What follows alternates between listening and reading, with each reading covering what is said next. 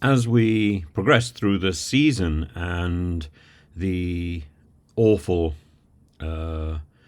anniversary of the terrorist attack by Hamas on Israel on the 7th of October, the appalling siege of Gaza, the suffering, and so on.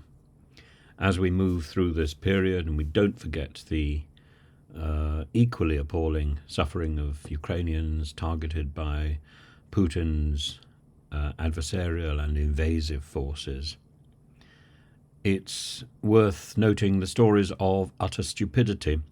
So on the one hand, you've got Humza Yousaf, who approves of the idea of the Palestinian march on the Armistice Day, and now we've got a pushback from the police urging people not to come to the Armistice Day march on Saturday, exactly as I suspect Suella Braverman is conniving.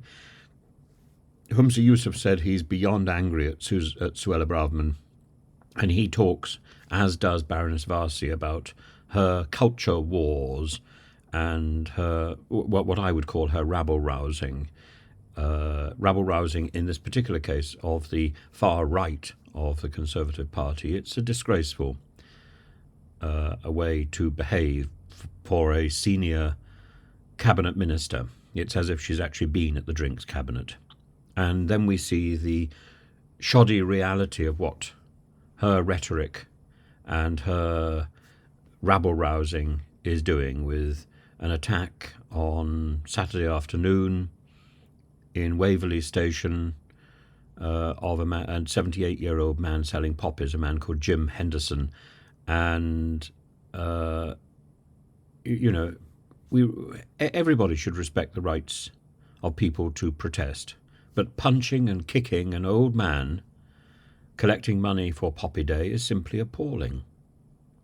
And he recalled people surrounding him, crowding him, and saying it's all about the British government, British people, Jews.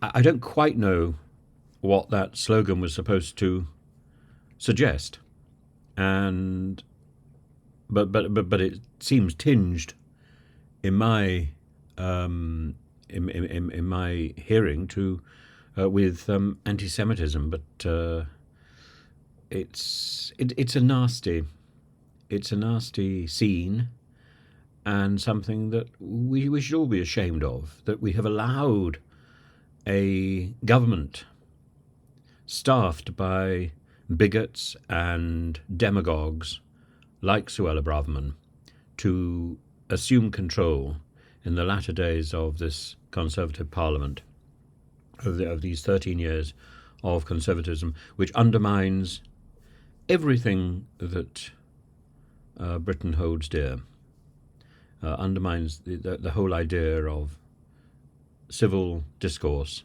the whole idea of civil protest, and simply a grab at power and control.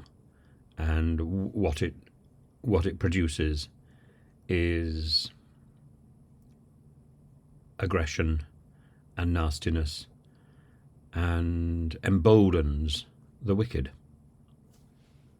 So Jim Henderson, I hope he recovers.